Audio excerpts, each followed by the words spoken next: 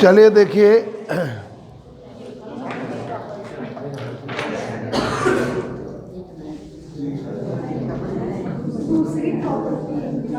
To 2017 के देख लो सब लोग, दिख रहा है? नहीं तो इधर उधर एडजस्टमेंट तुम्हें दिखेगा इधर। अब देखिए उधर पीछे, तुम लोग बस इस रीजन में ही पढ़ाएंगे, रिकॉर्डिंग भी हो जाएगी। तो क्लास 2017 के आज ऑब्जेक्टिव बता रहे हैं, अगले संडे 2018 के बताएंगे। ठीक है, 2017 के ऑब्जेक्टिव बता रहे हैं।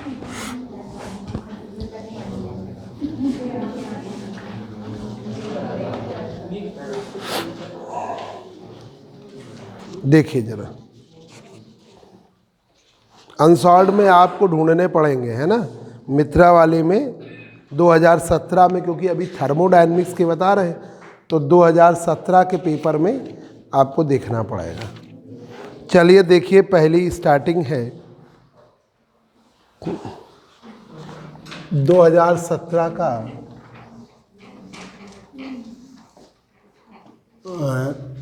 2017 अनसॉल्व्ड पेपर क्वेश्चंस।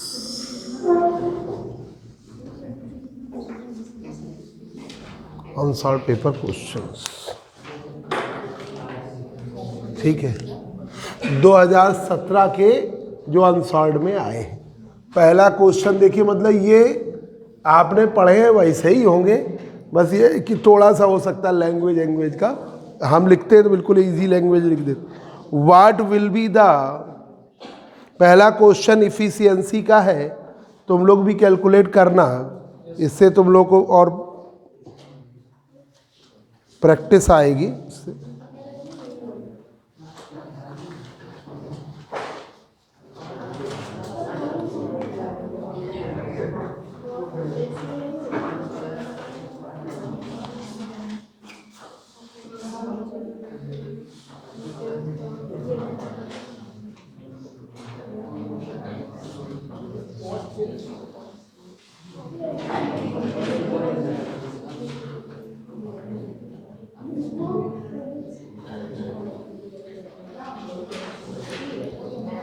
देखिए जरा, what will be the, efficiency का है, what will be the efficiency of a Carnot engine, what will be the efficiency of Carnot engine for which जिसके लिए which the temperature of source, the temperature of source and sink are 3 to 7 degrees centigrade and 27 degrees centigrade respectively. 3 to 7 degrees centigrade and 27 respectively. Option दिए हैं, ए 50%, B 91.7%, सी 11.1% और D 12.1%। अब इसमें अंदाजा लगाने लगोगे तो क्वेश्चन गलत हो ही जाएगा। आप इसको कर लीजिए तो कंफर्म क्वेश्चन हो जाए, ठीक है। तो इसमें आप क्वेश्चन करेंगे, ठीक है। न्यूमेरिकल में आप जरूर कर लें, उसमें अंदाजे की ज़रूरत नहीं है। तो ये देखिए, सोर्स का टेम्परेचर है, जो हॉट बॉडी होती है इंजन में, उसका टेम्परेचर है। इंजन में बच्चों बोलो नहीं, जो लोग नहीं पढ़ा है उनको भी समझाना है। सोर्स का टेम्परेचर T1 जो हॉट बॉडी होती है, ठीक है। इंजन में एक हॉट बॉडी होती है, कुमार आर्यन इधर देखिए, हॉट बॉडी होती है, उसका टेम्परेचर है T1, ठीक है। और कोल्ड बॉडी होती है, उसका टेम्परेचर है T2, उसका टेम्परेचर है T2। इंजन में कोल्ड बॉडी होती है जिसका टेम्परेचर T2। इसे हम कहते हैं sink. A body which absorb all type of heat is known as sink. एक बॉडी जो सभी प्रकार की ऊष्मा अवशोषित कर ले उसे क्या कहते हैं? सिंक। और वो ठंडी वस्तु, अब जितनी ठंडी बॉडी होगी उतनी ज़्यादा वो हीट हर तरीके की लेगी, है ना। अब जैसे ये रूम है, इसका टेम्परेचर भाई सर्दी पड़ रही कम है, पर आइस होगा तो आइस का टेम्परेचर 0 है तो इस समय भी हीट लेगा, है ना। जब 0 हो जाएगी तब हीट का एक्सचेंज। तो ये कोल्ड बॉडी है जिसका टेम्परेचर बहुत कम, वो है आपका T2। ये कार्नोट का इंजन गैस सिलेंडर, ये हीट Q1 इसने ली T1 टेम्परेचर पर, Q2 हीट रिजेक्ट की T2 टेम्परेचर, और इसकी इफिशियंसी ईंटा की वैल्यू है 1 - T2/T1। इसकी दक्षता ईंटा की वैल्यू है 1 - T2/T1। T2 की वैल्यू लोअर 27 डिग्री सेंटीग्रेड, 273 जोड़ दिया 300 केल्विन। T1 की वैल्यू हायर, बच्चों बोलो नहीं, 327 डिग्री सेंटीग्रेड, 273 जोड़ दिया 600 केल्विन, ठीक है। सामने ही दिख रहा है 600 और 300, 50% आनी चाहिए। देखिए रख दिया जाए, T2 का मान है 300 और T1 का मान है 600, ये हो गया 1/2। ईंटा की वैल्यू 1/2, परसेंट में निकालोगे 100/2, 50%।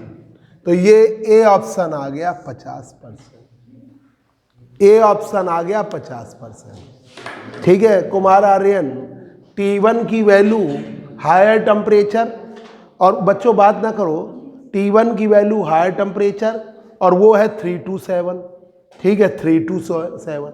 ना भी दिया हो, यहाँ कह दिया कि सोर्स का टेम्परेचर है T1 327, तो आपका ये हायर सोर्स का टेम्परेचर, तो वो T1 लोगे। जो सोर्स का मतलब हॉट बॉडी का टेम्परेचर, वो लिया 327 डिग्री से, उसमें डिग्री सेंटीग्रेड है तो केल्विन में कन्वर्ट करना जरूरी है, वही स्केल है। तो आपने 273 जोड़ दिया 600 केल्विन। और T2 जो है कोल्ड बॉडी का टेम्परेचर है, वो है आपका 27 + 273, क्या जोड़ दिया तो ये हो गया 300 केल्विन। तो ये आपका आ गया ईंटा बराबर 1 - 300/600, 1/2। ईंटा की वैल्यू आ गई आपकी 100/2, 50%। ईंटा की वैल्यू आ गई 100/2, 50%, ठीक है। ये आपका ठीक है।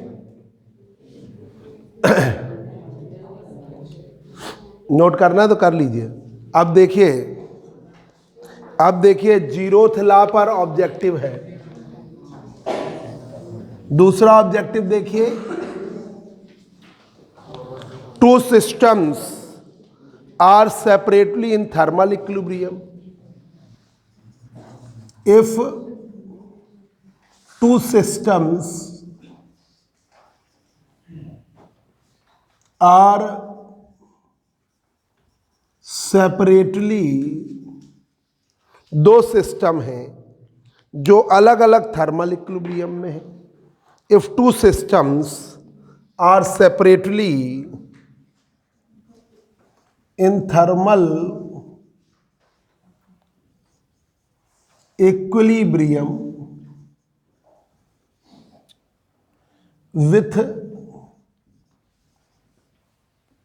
with a third system।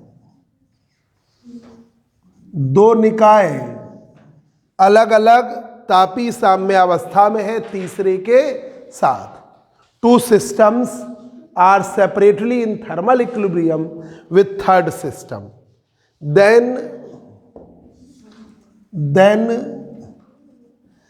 they are in thermal equilibrium, they are in thermal equilibrium with each other also। This is a first law of thermodynamics. ये ऊष्मागतिकी का प्रथम नियम है। दूसरा zeroth law of thermodynamics.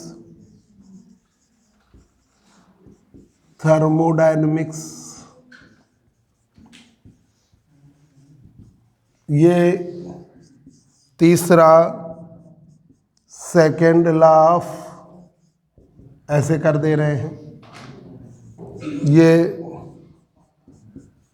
Third law. तो ये क्या है? जीरो। चाहे दो बॉडी हो या दो सिस्टम हो, ये है जीरोथ लॉ। क्या होता है? जैसे आपने दो सिस्टम लिए, ए बी और सी। ए बी सी तीन बॉडी लिया है या तीन सिस्टम लिए, तो ये देखिए उसमें दो सिस्टम सेपरेट वे में थर्मल इक्विलिब्रियम में है थर्ड के साथ। मतलब बॉडी ए या सिस्टम ए और सिस्टम सी थर्मल इक्विलिब्रियम में है बी के साथ, थर्मल इक्विलिब्रियम में है किसके साथ? बी के साथ। थर्मल इक्विलिब्रियम में है सी के साथ। मतलब सिस्टम ए थर्मल इक्विलिब्रियम में है बी के साथ, सिस्टम सी थर्मल इक्विलिब्रियम में है बी के साथ। तो वो आपस में भी तापीय साम्यावस्था में होंगे। दो systems, two systems are separately in thermal equilibrium with third system. दो निकाय अलग अलग तापी साम्यावस्था में है तीसरे के साथ, तो वो आपस में भी थर्मल इक्विलिब्रियम में होंगे। ये है जीरोथ लॉ। टू सिस्टम मतलब एक बॉडी ए एक बॉडी सी, ये दो सिस्टम हो गए। किसके साथ थर्मल इक्विलिब्रियम में? बी के साथ। ठीक है, मतलब ए भी बी के साथ थर्मल इक्विलिब्रियम में है और सी भी बी के साथ थर्मल इक्विलिब्रियम में है, तो वो आपस में भी थर्मल इक्विलिब्रियम में होंगे। This is the zeroth law. तो वही लिखा है, इफ टू सिस्टम्स दो निकाय आर सेपरेटली अलग अलग thermal equilibrium with third system, ये अलग अलग तापी साम्यावस्था में है तीसरे के साथ, तो वो आपस में भी थर्मल इक्विलिब्रियम में होंगे। This is the zeroth law of thermodynamics. ये है जीरोथ लॉ। ठीक है, फर्स्ट लॉ तो ये है डी क्यू बराबर D you plus D W. Second law ये कह रहा है कि कार्नोट का इंजन नहीं हो सकता, it is impossible any engine having the efficiency 100%, तो ये भी नहीं है। और थर्ड लॉ ये बताता है कि परफेक्ट ऑर्डर गैस का मॉलिक्यूल जीरो, वो एब्सोल्यूट जीरो पे आते, वो भी नहीं है। तो ये आपका जीरोथ लॉ है।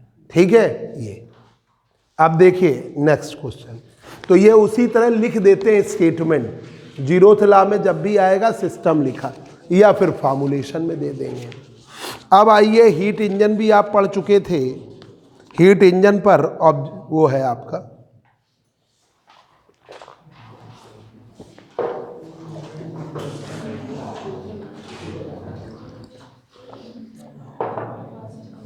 देखिए तीसरा ऑब्जेक्टिव है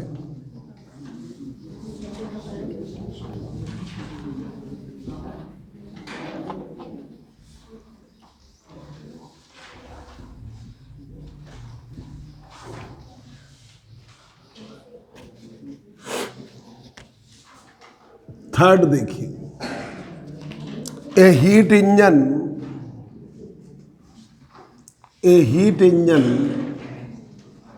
एक ऊष्मी इंजन है, एब्जॉर्ब्स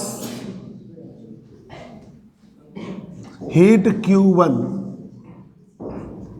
हीट इंजन एब्जॉर्ब करता है Q1 ऊष्मा। Heat engine absorb heat Q1, absorb heat Q1 at higher temperature, at higher temperature, उच्च ताप पर,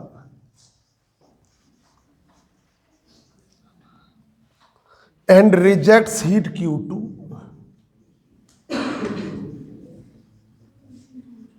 rejects heat Q2, Q2 heat reject करता है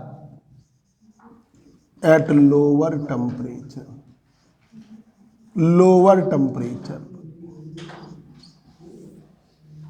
the efficiency eta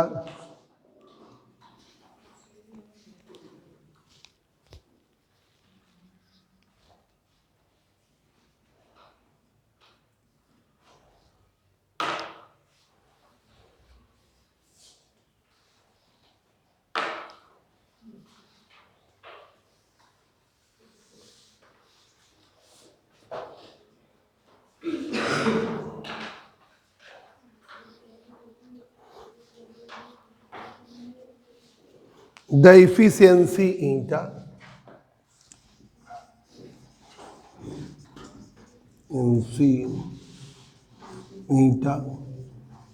of the heat engine, the efficiency eta of the heat engine। ए जो ये दिए गए answer में वही ऑप्शन है, ईटा बराबर 1 माइनस Q2 अपॉन Q1, ईटा बराबर 1 माइनस Q1 अपॉन Q2। सी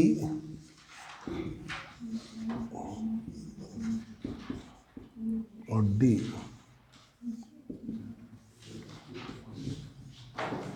तो हीट इंजन की इफिशियंसी ईटा बराबर 1 माइनस Q2 अपॉन Q1, ये अभी तुम याद कर लो। हीट इंजन की इफिशियंसी ईटा बराबर work done upon given heat, work done upon given heat. Q1 heat लिया, Q2 हीट रिजेक्ट किया, तो वर्क डन कितना हुआ W, और W की वैल्यू है Q1 minus Q2 upon Q1। Divide करो तो 1 माइनस Q2 अपॉन Q1। ये भी बिल्कुल इजी है, इससे आ गया। भाई इंजन है, Q1 हीट ले रहा है, Q2 हीट रिजेक्ट कर रहा है, तो ईटा बराबर Q1 माइनस Q2। भाई Q1 हीट ली, Q2 हीट रिजेक्ट किया, तो वर्क डन क्या हुआ Q1 माइनस Q2। और कितनी हीट दी गई Q1। यही कह रहा है ये हीट इंजन एक हीट इंजन है, अवशोषित करता है गैस सिलेंडर, लेता है कितनी heat Q1 at higher temperature, उच्च ताप पर, एंड रिजेक्ट्स हीट Q2, और Q2 ऊष्मा निर्गत करता है at lower temperature, lower temperature पर। तो efficiency eta of heat engine, Q1 ऊष्मा ली, Q2 निर्गत की, तो वर्क डन कितना हुआ Q1 माइनस Q2। डिवाइड कर दिया Q1 से, तो 1 माइनस Q2 अपॉन Q1। ठीक है, इजी ऑब्जेक्टिव हो गया आपका। अब देखिए जरा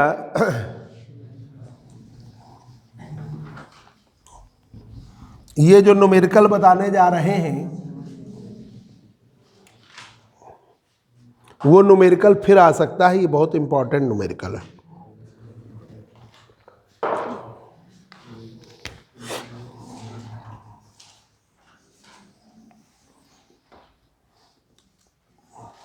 देखिए 1 kg of ice, 1 kg of ice, 10 बजे वाले पढ़ाने वाले हैं ये। अब आपको अभी इंजन के बाद में, इंजन के बाद रेफ्रिजरेटर और 1-2 टॉपिक के बाद ये आने वाला है, पर तुमको समझा दे रहा है, न्यूमेरिकल बता दे रहे हैं।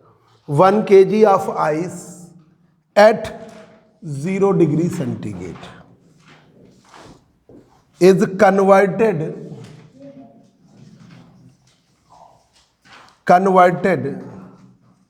into water. 1 kg of ice is converted into water of same temperature. Same temperature के वाटर में बदल रहा है. Calculate change in entropy. Calculate change in entropy.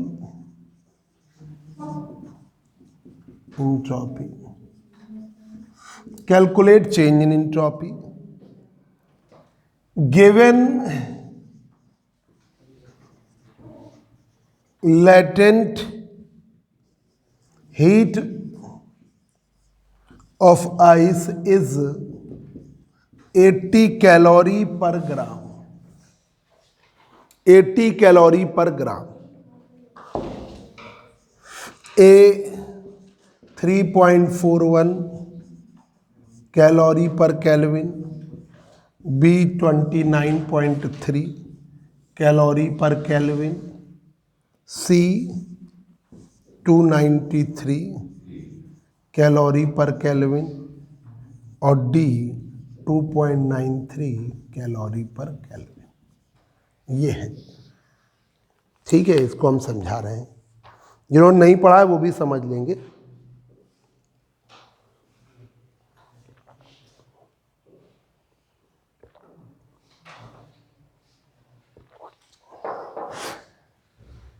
देखिए, थर्मोडायनेमिकल सिस्टम में ऊष्मागतिक निकाय में, जिन्होंने एंट्रोपी नहीं पढ़ी वो पहले तो एंट्रोपी समझ लें. थर्मोडायनेमिकल सिस्टम में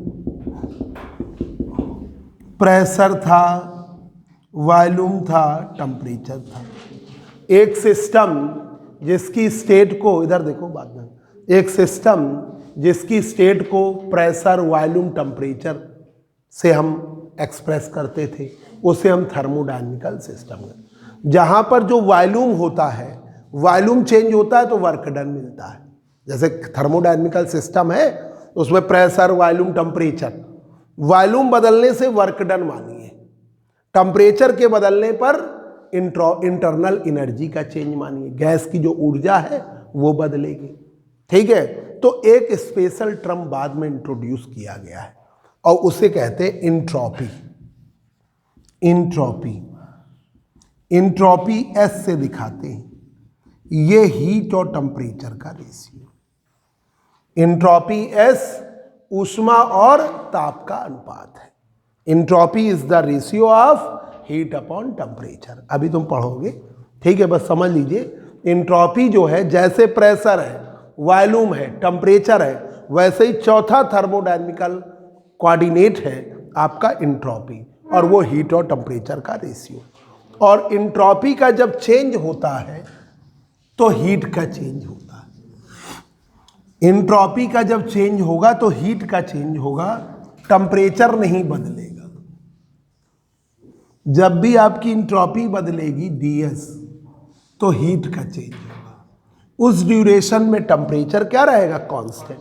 तो आप जब भी पढ़ोगे तो देखोगे कि आपसे एंट्रोपी का चेंज नापा जा रहा है तो टेम्परेचर वहां पर कांस्टेंट होगा. देख लीजिए यहाँ पर 0 डिग्री सेंटीग्रेड की आइस है, 0 डिग्री सेंटीग्रेड के वाटर में बदल रही, तो टेम्परेचर तो फिक्स हुआ ना. तो एंट्रोपी जो है वो किसका? हीट और टेम्परेचर का रेशियो. और एंट्रोपी का जब चेंज होता है तो हीट का चेंज होता है. टेम्परेचर उस ड्यूरेशन में क्या रहता है? कांस्टेंट. ठीक है. और देखिए, जैसे इसका यूज देखिए, फर्स्ट लॉ ऑफ थर्मोडायनेमिक्स से dq बराबर du प्लस dw. ठीक है, ये छूटे हुए में तुम लोगों को पढ़ाएंगे, जिन 10 बजे वाले में जिनका छूट गया है तुम्हारा. dq बराबर du प्लस dw इंटरमीडिएट में भी पढ़े हो. जब किसी ऊष्मागतिक निकाय को ऊष्मा दी जाती है, when heat given to the thermodynamical system, जब किसी थर्मोडायनेमिकल सिस्टम को हीट दी जाएगी, ठीक है, तो उसका कुछ पार्ट इंटरनल एनर्जी चेंज में और कुछ पार्ट वर्क डन में यूज होता है. ये भी ऑब्जेक्टिव आया 2017 में. तो वर्क डन वॉल्यूम चेंज से मिलता है. वॉल्यूम चेंज हमको देता है वर्क डन. आयतन बदला तो आप कहोगे वर्क डन हुआ है, टेम्परेचर चेंज हुआ तो आप कहेंगे इंटरनल एनर्जी चेंज हुई, और इंट्रॉपी बदली तब आप कहेंगे हीट का चेंज हुआ है। तो ये इंट्रॉपी चेंज के लिए, हीट चेंज के लिए एक स्पेशल टर्म इंट्रोड्यूस किया गया है, उसे कहते हैं इंट्रॉपी। इंट्रॉपी जो है ऊष्मा परिवर्तन के लिए है। तो इंट्रॉपी की वैल्यू S बराबर Q/T, इंट्रॉपी का चेंज ds बराबर dQ/T। ठीक है, ये याद रखिएगा। आदर्श पाल समझ गए? आदर्श कह रहे हैं अभिषेक, ठीक है, ds बराबर dQ/T। अब जरा न्यूमेरिकल लगाइए कि 1 kg वाटर है, 1 kg वाटर है, तो मास क्या है 1 kg, ठीक है, 1 kg आइस है, सॉरी 1 kg आइस है। ये न्यूमेरिकल ऐसा है जो दोबारा 21 में भी, ये सब बड़े इंपॉर्टेंट हुए, ये रिपीट में आते हैं। 1 kg आइस है 0 डिग्री सेंटीग्रेड की, वो 1 kg वाटर में कन्वर्ट हुई 0 degree centigrade. 1 kg ice 0 degree centigrade की कन्वर्ट हुई है 1 kg water at 0 degree centigrade. तो ये क्या कह रहा है, 1 kg of ice eight 0 degree centigrade is converted into water at temperature. तो 1 kg आपकी वाटर में कन्वर्ट हुई। तो मास कितना है, 1 kg का मतलब 1000 ग्राम, 1000 ग्राम। और टेम्परेचर आपका बदला नहीं है, सिर्फ स्टेट बदली है। तो आप क्या लगाएंगे, Q बराबर ml, dQ बराबर ml, mass into latent heat, यहाँ L दी भी हुई है सॉरी 80 कैलोरी पर ग्राम लेटेंट हीट दे रखी। तो हीट का चेंज dQ, मास कितना है 1000, और लेटेंट हीट क्या है 80 कैलोरी पर ग्राम, इसीलिए ग्राम में बदल लिया। तो ये कितना हो गया, dQ का मान 80,000 कैलोरी, ये हीट का। अगर टेम्परेचर भी बदल जाता तो आप क्या लगाते, mc डेल्टा टी और लगाते। टेम्परेचर बदला नहीं है तो वो इस फार्मूला आपने नहीं लगाया, अभी हम वो भी लिखवा देंगे। अगर टेम्परेचर ना बदले, सिर्फ स्टेट बदले, तो dQ बराबर ml लगाएंगे। और अगर टेम्परेचर भी बदल जाए, स्टेट भी बदल जाए, तो दोनों लगाएंगे। तो हम अभी दोनों का फार्मूला एक बार आपको लिखा देंगे, ठीक है। अब देखिए यहाँ पर 80,000 हीट का चेंज हो गया, नोट हो गया। जिसके पास आंसर ना हो नोट करता चले, एक कलेक्शन आपके पास रहेगा। पेपर के समय आपने क्या पढ़ना, यही सब होता है। जब आप जा रहे हो, अपने दिमाग को पूरे कोचिंग में लगातार साल भर पढ़े हो, तो आप पढ़ के क्या जाओगे, आपने नोट्स पूरा रिवाइज किया और एक सरसरी निगाहों में क्वेश्चन देखते चले गए, तो एकदम दिमाग एक्टिव हो गया। अब पता चला पेपर के 2-3 दिन पहले से तुमने पढ़ना बंद कर दिया, तो दिमाग क्या होगा, वो सब चीज़ें आपकी रिपीट नहीं हो पाएंगी, ठीक है। तो आपको ये सब क्वेश्चन लिखने हैं या एक जगह स्टोर कर लेने।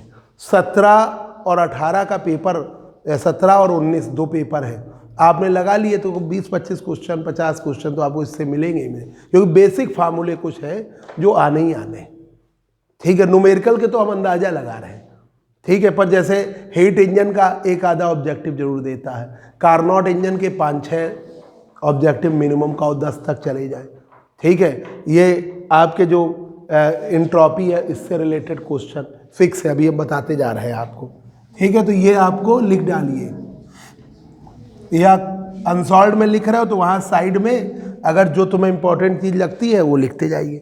dQ, ये टेम्परेचर क्या है 0 डिग्री सेंटीग्रेड, 0 डिग्री सेंटीग्रेड आपको केल्विन में लगाना है 273 केल्विन, ठीक है। हमेशा जो कैलकुलेशन का स्केल है वो है केल्विन, है ना। टेम्परेचर में बताया था कि आपको केल्विन में ही हर एक को नापना है, तो मेन स्केल केल्विन है, चाहे जिसमें पढ़ो टेम्परेचर को आप केल्विन में नापते।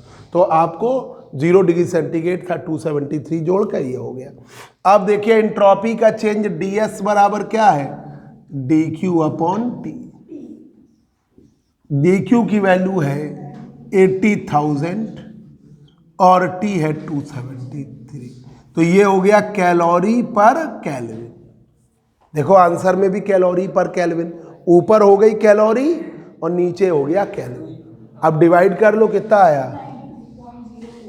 293 कैलोरी पर केल्विन, ये आएगा, ये आपको ठीक है ये क्वेश्चन। तो ये तुम लोगों ने जिन्होंने एंट्रोपी नहीं पढ़ी थी न्यूमेरिकल लगा लीजिए फार्मूला समझ के। एंट्रोपी हीट और तुम लोगों ने नहीं पढ़ी थी, अभी बस फार्मूला समझ ली। एंट्रोपी हीट और टेम्परेचर का रेशियो। एंट्रोपी का जब भी चेंज होगा तो हीट चेंज होगी, टेम्परेचर उस ड्यूरेशन में कांस्टेंट। ठीक है, एक एक्स्ट्रा चीज लिख लीजिए जरा, एक्स्ट्रा में अगर टेम्परेचर बदलता है, सब्सटेंस का टेम्परेचर चेंज होता है, ठीक है, जैसे लिक्विड था T डिग्री सेंटीग्रेड का और लिक्विड ही रहा, टेम्परेचर हो गया T प्लस डी टी। ठीक है, तो आप क्या फॉर्मूला लगाते हो, डी क्यू बराबर M C D T. M C D T, M mass, C specific heat और टी टेम्परेचर है, और वो टेम्परेचर कितना बदला डी टी। तो अगर इस टेम्परेचर बदलता है तो आप क्या फॉर्मूला लगाते हो, डी क्यू बराबर एम सी डी टी। ठीक है, मान लीजिए नोट हो गया क्वेश्चन, जिसको नोट कर लो, तुम नोट कर लो।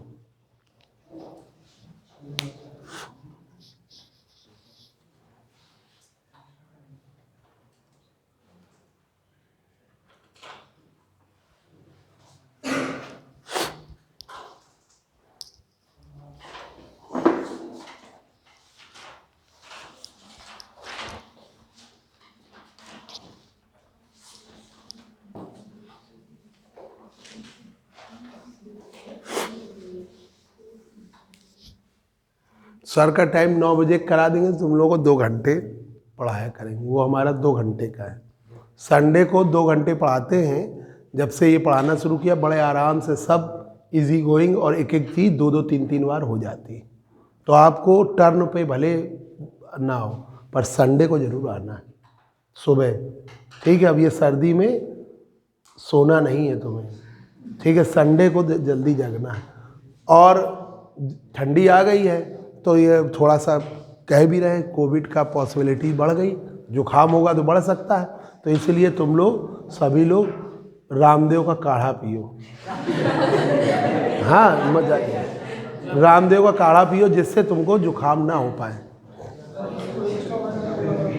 ये एक्स्ट्रा बता रहे हैं, जब फार्मूला बता रहे हैं। हाँ, मतलब ये तो क्वेश्चन से अलग है ना, एक्स्ट्रा पॉइंट लिख दे रहे हैं। देखो एक्स्ट्रा पॉइंट एक ये लिख दे रहे हैं, ठीक है, मतलब मास्क तो लगाना ही है, पर अब काढ़ा जरूर पियो, ठीक है, उससे तुमको जुकाम ना होने पाए। देखिए लिक्विड T डिग्री सेंटीग्रेड का वो कन्वर्ट हो रहा है liquid at T plus D T, liquid at T plus D T.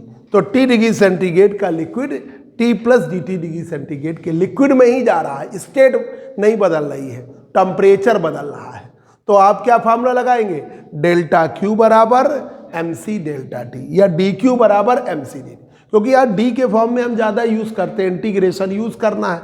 तो एम है मास, सी है स्पेसिफिक हीट और डी टी है टेम्परेचर का चेंज।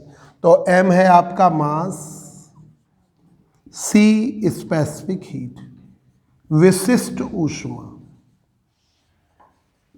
और डी टी है change in temperature, change in temperature. अब टेम्परेचर सेम रहता है, स्टेट चेंज होती है, टेम्परेचर वही रहा और स्टेट बदल रही है।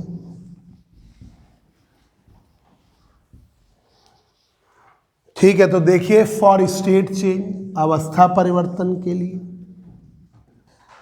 फॉर स्टेट चेंज आपकी अवस्था बदल रही है, ठीक है, T डिग्री सेंटीग्रेड का मान लो लिक्विड है, T डिग्री सेंटीग्रेड की वेपर में बदल रहा है, तो आप क्या लगाएंगे, dq बराबर ml। dq बराबर ml, m है मास, l है लेटेंट हीट। m मास, l latent heat. Latent heat गुप्त ऊष्मा, हिंदी मीडियम वाले लिखना चाहे लिख लें, m मास l लेटेंट। और अगर दोनों बदले, मतलब एक ही क्वेश्चन है और आपका T डिग्री सेंटीग्रेड का लिक्विड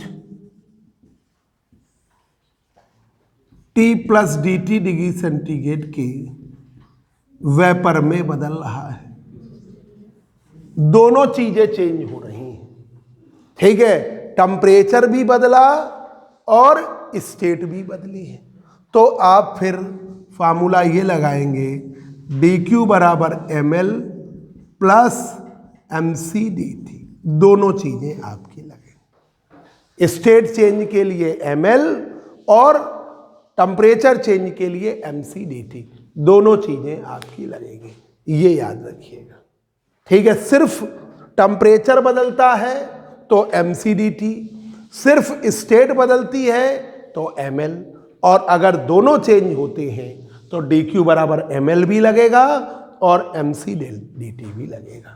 तो जब भी इंट्रॉपी का क्वेश्चन आता है तो उनमें ये दोनों, भाई इंट्रॉपी का क्वेश्चन आएगा तो टेम्परेचर आपका बदलेगा नहीं, ठीक है, स्टेट चेंज लगेगी, तो dq बराबर ml लगता है, ये आपका, ठीक है। अब देखिए जरा, नेक्स्ट ऑब्जेक्टिव है जो आपने पढ़ा हुआ है, 10 बजे वालों ने अभी लास्ट टर्न ही पढ़ा है। कितने ऑब्जेक्टिव हो गए, 4 हुए ना, 5वां है। लास्ट टर्न वालों ने, 10 बजे वालों ने अभी पढ़ा है, if temperature of source, if temperature of source and sink for Carnot engine,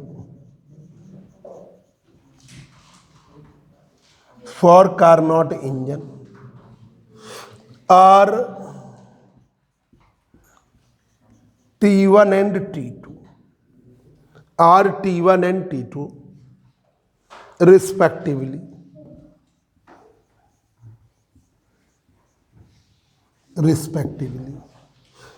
ठीक है। Its efficiency, its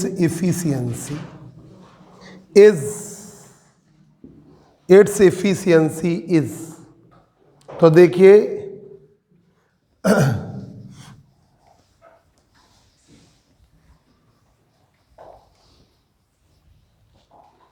its efficiency is, A option eta बराबर T2 अपॉन T1, ईटा बराबर 1 माइनस T1 अपॉन T2, सी ईटा बराबर T1 अपॉन T2, और D ईटा बराबर 1 minus T2। तो ये आपका है, लास्ट टर्न ही पढ़े, ठीक है। 10 बजे वाले अभी लास्ट टर्न पढ़ के गए हो।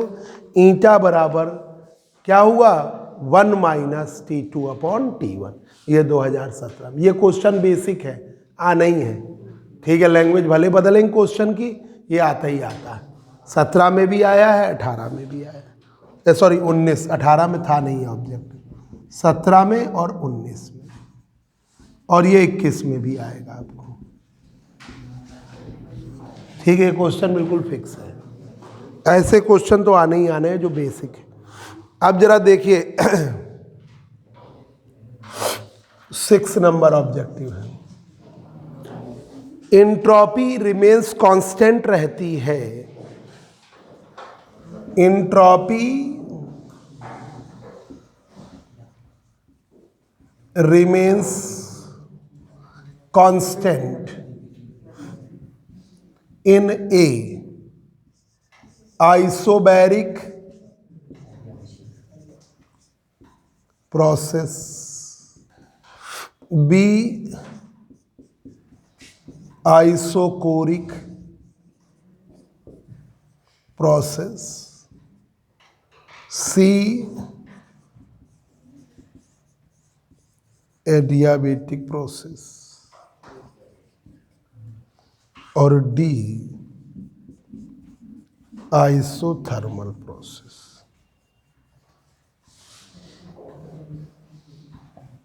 आइसोथर्मल एंट्रोपी कांस्टेंट रहती है, ये तुम लोग को बताना है। इन लोगों को जरा समझा दे। अरे तुम्हें मालूम है, इन लोग समझा तो दे।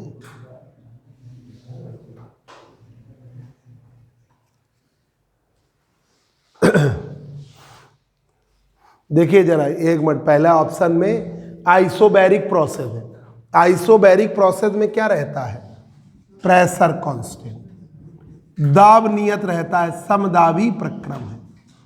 आइसोकोरिक में वॉल्यूम कांस्टेंट, ये ऑप्शन में नहीं दिया, ये तो तुम्हें हम समझाने के लिए। Volume constant. एडियाबेटिक का मतलब हीट कांस्टेंट। 10 बजे वालों में जिनका छूट गया है पढ़ा रहे हैं, हीट कांस्टेंट, ठीक है। और आइसोथर्मल में टेम्परेचर कांस्टेंट, टेम्परेचर कांस्टेंट। तो आइसोबैरिक प्रोसेस में आपका प्रेशर कांस्टेंट, आइसोकोरिक में वॉल्यूम कांस्टेंट, एडियाबेटिक में हीट कांस्टेंट, आइसोथर्मल में टेम्परेचर। हिंदी मीडियम वाले कुमार आर्यन, आइसोबैरिक समदाबी, आइसोकोरिक समाइतनिक। जो कांस्टेंट वही, आइसो का मतलब सेम रहना, और अगर बैरिक है तो प्रेशर हुआ, कोरिक हुआ तो वॉल्यूम हुआ। एडियाबेटिक को क्या कहते हैं? रुद्धोष, और आइसोथर्मल को समतापी, ठीक है। तो ये कौन सा ऑप्शन है जिसमें एंट्रोपी कांस्टेंट? तो देखिए जरा, एंट्रोपी बराबर S बराबर Q upon T. Entropy S बराबर Q अपॉन टी। अभी बताया, एंट्रोपी हीट और टेम्परेचर का रेशियो। एंट्रोपी का जब चेंज होता है तो ds बराबर dq अपॉन टी। एंट्रोपी का चेंज ds बराबर dq अपॉन टी। अब एंट्रोपी कांस्टेंट है तो dq की वैल्यू क्या हो गई? 0। एंट्रोपी S आपकी कांस्टेंट, एंट्रोपी S कांस्टेंट है तो ds क्या हो गया? 0। अब ds बराबर dq अपॉन टी, ये हो गया 0। तो dq भी क्या हो गया? 0। dq 0 मतलब q कांस्टेंट, और q कांस्टेंट किसके लिए है? रुद्धोष प्रक्रम, एडियाबेटिक प्रोसेस के लिए, एडियाबेटिक प्रोसेस के लिए हीट कांस्टेंट। तो ये है आपका adiabatic.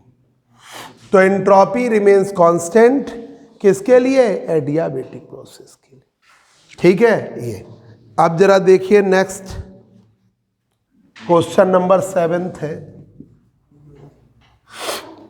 The correct relation is, the correct relation is, सही रिलेशन है ए G बराबर H माइनस टी एस। अभी बाकी लोगों को याद कराते हैं। G बराबर H प्लस टी एस, ठीक है। C G बराबर टी एस माइनस H, और G बराबर minus H plus T S. कौन सा कौन सा है? अरे हरिओम पढ़ाई नहीं कर रहे हैं भैया। देखिए जरा बच्चों, जिन्होंने नहीं पढ़ा वो लोग देखें, जिन्होंने नहीं पढ़ा वो समझे। पहले इतना नोट कर लो। ये वाली लाइट बंद कर देना, बोर्ड चमकता है इससे, समझ गए? ये समझ गए? हीट कांस्टेंट, ये वाला क्वेश्चन हीट कांस्टेंट रहती है तो ये इसमें कहा गया इंट्रोपी रिमेन्स कांस्टेंट, तो इंट्रोपी कांस्टेंट रहती है तो S बराबर Q अपॉन T, इंट्रोपी का चेंज GS बराबर DQ अपॉन, ये अभी पढ़ा नहीं है तुमने, पढ़ोगे, सभी बच्चों ने नहीं पढ़ा 10 बजे वाला, तो DS बराबर DQ अपॉन T। तो इंट्रोपी जब कांस्टेंट है तो DS की वैल्यू क्या हो गई 0, DS 0 कर दिया तो DQ 0, DQ बराबर 0 का मतलब Q कांस्टेंट, तो Q कांस्टेंट किसके लिए होता है? एडियाबेटिक, ठीक है। जिसमें प्रेशर कांस्टेंट उसे कहते हैं आइसोबैरिक, दाब नियत रहता है। जिसमें वॉल्यूम कांस्टेंट उसे कहते हैं आइसोकोरिक, जिसमें हीट कांस्टेंट उसे कहते हैं एडियाबेटिक, और जिसमें टेम्परेचर कांस्टेंट उसे क्या कहते हैं? आइसोथर्मल। आइसोबैरिक का मतलब समदाबी, आइसोकोरिक का मतलब समायतनिक, ये टर्म से भी समझ जाओगे।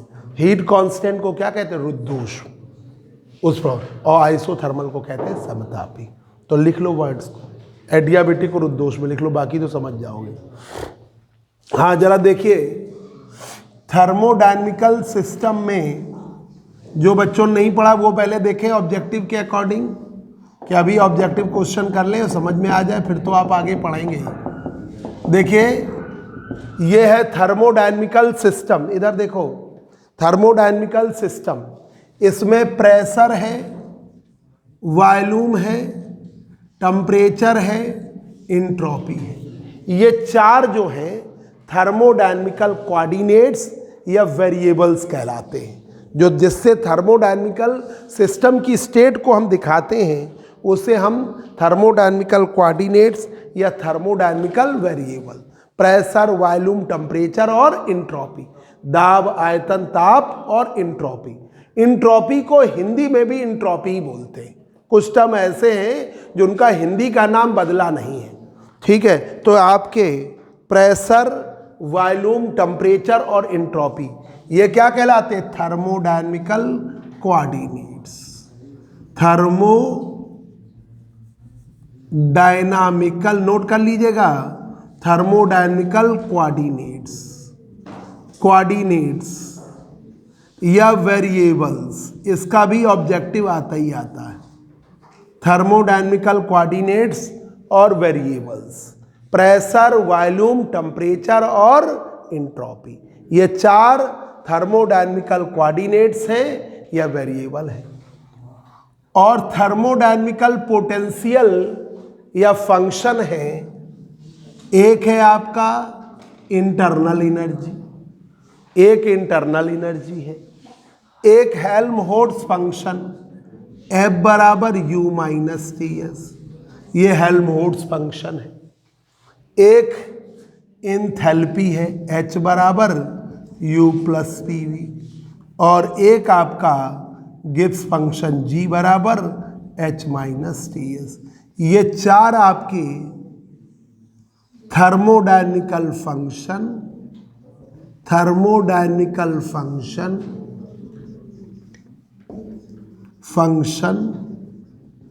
या पोटेंशियल है, थर्मोडायनेमिकल फंक्शन और पोटेंशियल। तो थर्मोडायनेमिकल फंक्शन और पोटेंशियल है internal energy, Helmholtz function, enthalpy और गिब्स फंक्शन।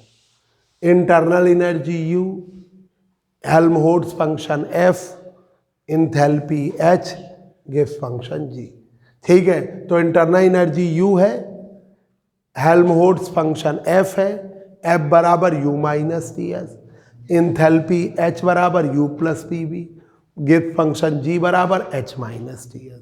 तो ये इनके पहले नाम याद कर लो कि ये थर्मोडायनेमिकल फंक्शन है या पोटेंशियल है। देखिए जरा, यहाँ पर एक है इंटरनल एनर्जी, थर्मोडायनेमिकल फंक्शन में पहला है इंटरनल एनर्जी U, आंतरिक ऊर्जा U है, ठीक है, U है। दूसरा थर्मोडायनेमिकल फंक्शन है हेल्महोल्ट्ज फंक्शन F बराबर U माइनस TS, इसका भी ऑब्जेक्टिव आता ही आता है, आपको हम पढ़ाएंगे पर अभी ऑब्जेक्टिव के अकॉर्डिंग कर लीजिए। F बराबर U माइनस TS, तीसरा इंथैल्पी है। इंथैल्पी का मतलब मैक्सिमम पॉसिबल हीट, H बराबर U प्लस PV, ये कहलाती है इंथैल्पी। और चौथा है Gibbs function G, Gibbs function G H minus TS। तो ये चारों टर्म याद रखने हैं, तो ये पहला ऑप्शन है G बराबर H माइनस TS, ये लिख ली डालिए। ठीक है, गिब्स फंक्शन G बराबर H माइनस TS, ये लिख डालिए। बोलो।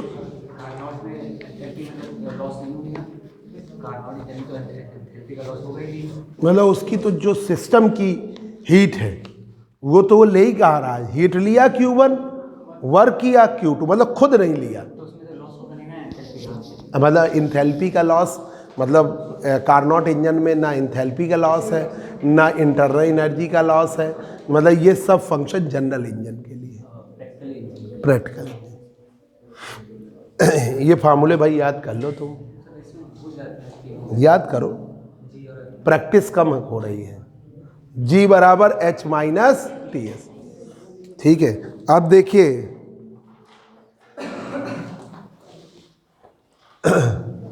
अब आ गया नेक्स्ट 8 नंबर है।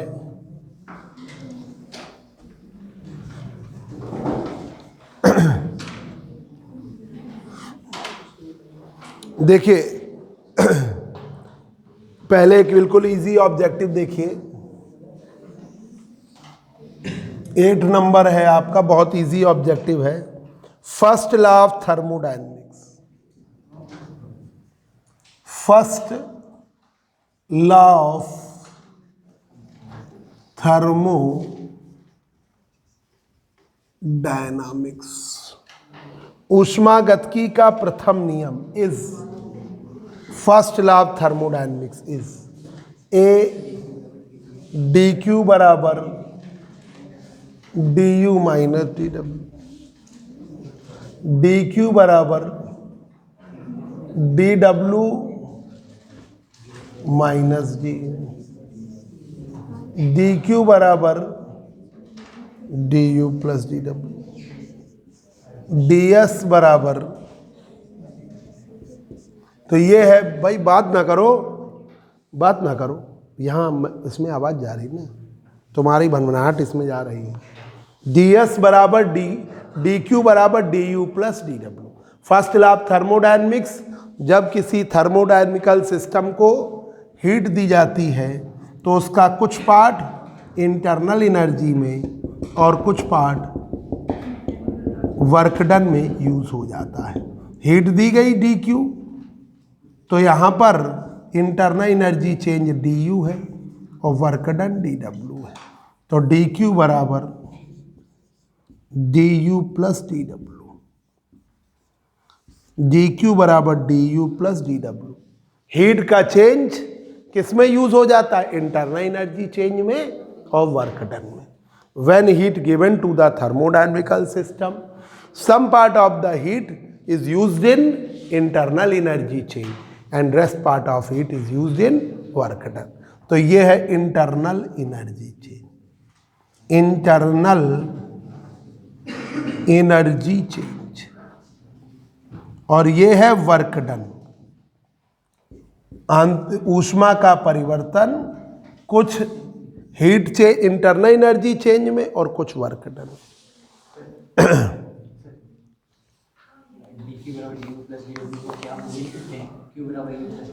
कैसे लिख सकते हो? वो नहीं लिख सकते।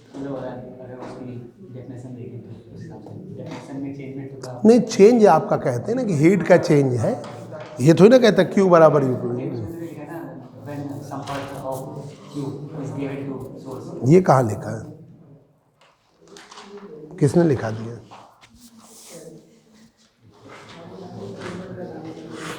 सम पार्ट है ना, तो dq, तो सम पार्ट का मतलब dq का कुछ पार्ट।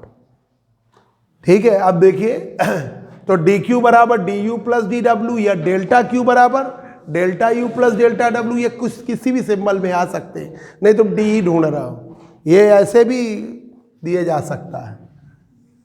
डेल्टा क्यू बराबर delta U plus delta W. देखिए जरा एक जरा टिपिकल ऑब्जेक्टिव देखिए, और आपका पढ़ा हुआ है, ये आप नोट कर लीजिएगा जो हम बताने जा रहे हैं।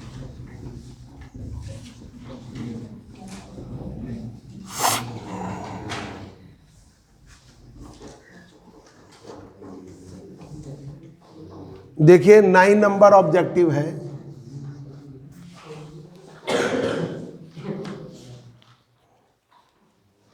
जो कार्नोट साइकिल होती है, ठीक है, उसके लिए इंट्रॉपी जो होती है, इंट्रॉपी का जो चेंज होता है, टोटल निकालोगे तो 0 आता है। मतलब इंट्रॉपी क्या रहेगी? कांस्टेंट। इंट्रॉपी का चेंज 0 आता है। तो ये देखिए 9 नंबर ऑब्जेक्टिव है। In a complete Carnot cycle,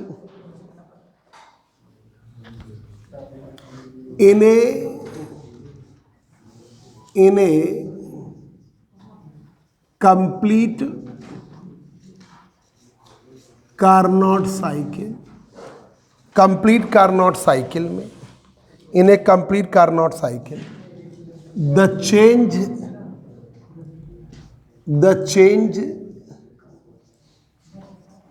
in the entropy, the change in the entropy is A infinite B। अरे बात ना करो, ये आवाज़ जाती है ना इसमें, इसलिए कह रहे हैं। पॉजिटिव C, नेगेटिव और D 0।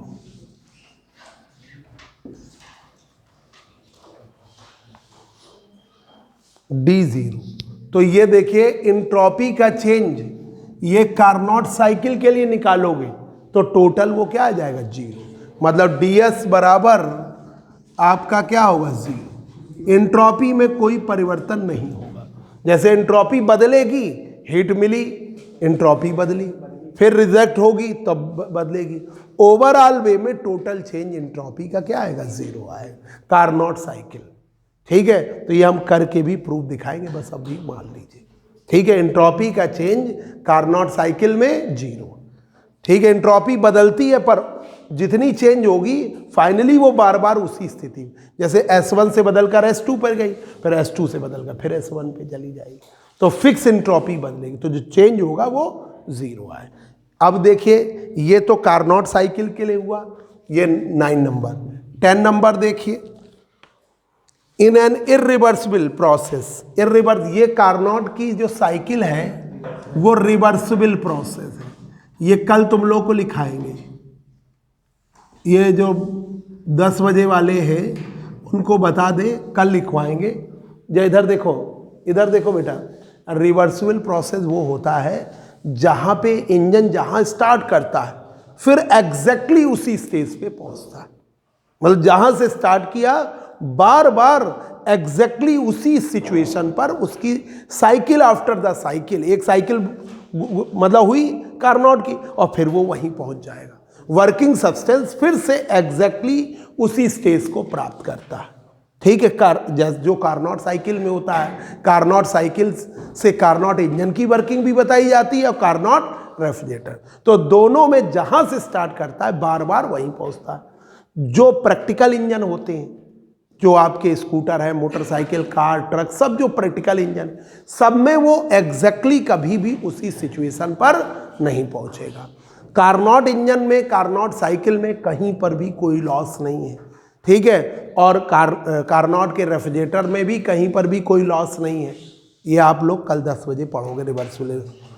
जो प्रैक्टिकल इंजन होते हैं, जो स्कूटर है, मोटरसाइकिल है, जितने भी प्रैक्टिकल इंजन, सब में लॉस होता है।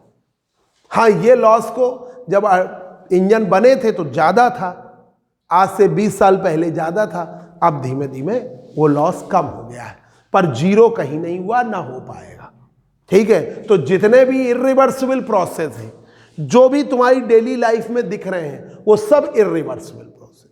और रिवर्सिबल प्रोसेस सिर्फ दो हैं, कार्नोट का इंजन और कार्नोट का रेफ्रिजरेटर, और दोनों की वर्किंग एक ही साइकिल से बताई जाती है, कार्नोट साइकिल, वो आइडियल। ठीक है, तो इरिवर्सिबल प्रोसेस का मतलब जो तुम्हें मिल जाए, जितने स्कूटर, मोटरसाइकिल, कार, ट्रक, बस, जितने भी एसी, जितने भी फ्रिज, सब इरिवर्सिबल। और जो भी तुम पढ़ लो, जैसे जूल थॉमसन इफेक्ट पढ़ लिया, तो जूल थॉमसन इफेक्ट कौन सा प्रोसेस है? इरिवर्सिबल।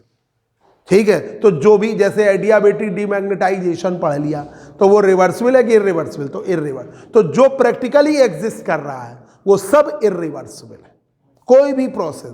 तो ये है topic, in an irreversible process, irreversible process, in an irreversible process, the entropy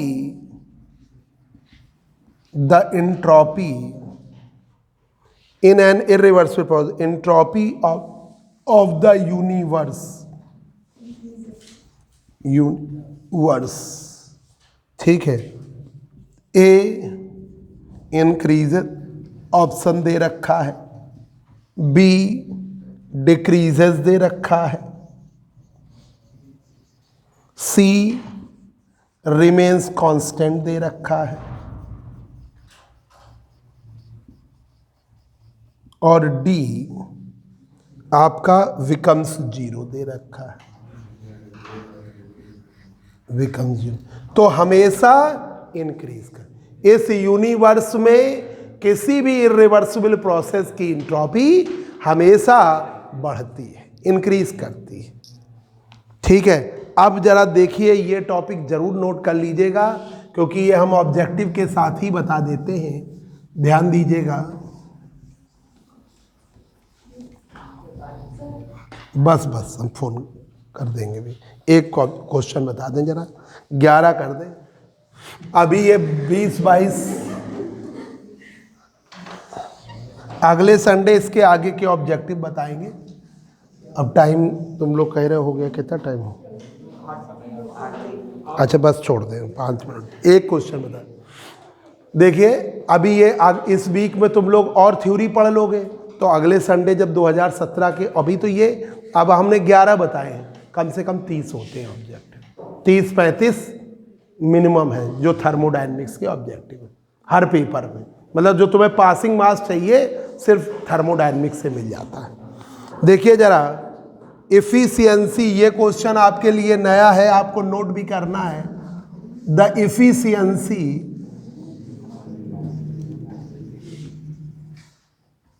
eta of the Carnot engine, the efficiency eta of the Carnot engine in terms of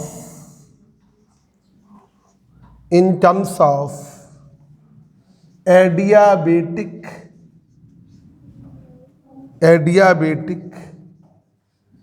expansion ratio,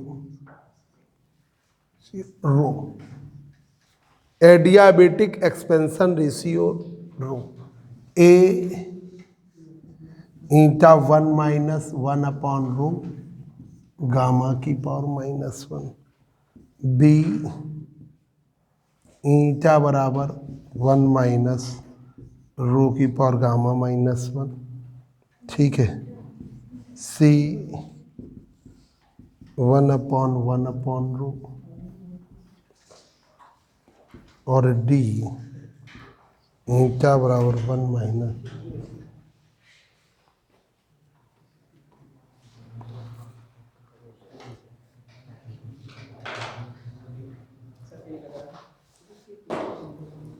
देखिए ये ईटा बराबर 1 - 1 upon rho की power gamma -1 है, पर कैसे आया ये देखिए,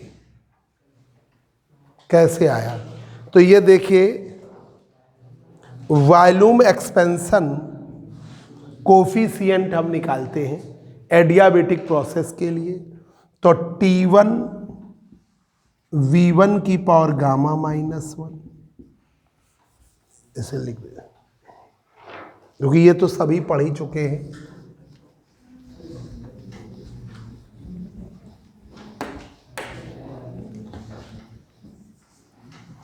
कार्नोट साइकिल सभी पढ़े हैं। एक्स एक्सिस पर वॉल्यूम, वाई एक्सिस पर प्रेशर।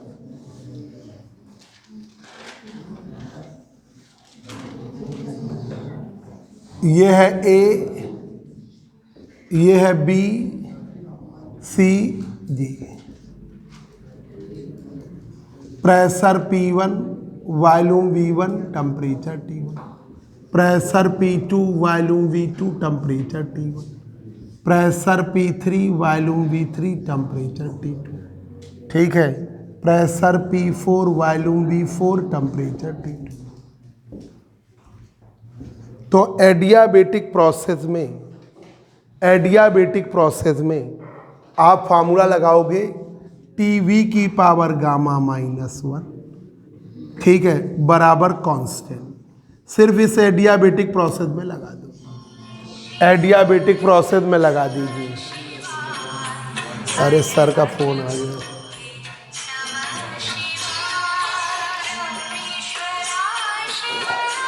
लेट ज़्यादा हो गया।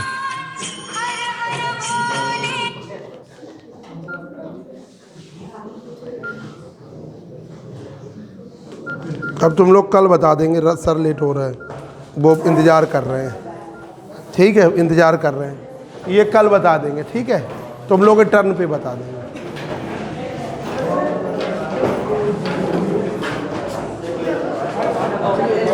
हाँ सर, बच्चे आ रहे हैं बस 2 मिनट।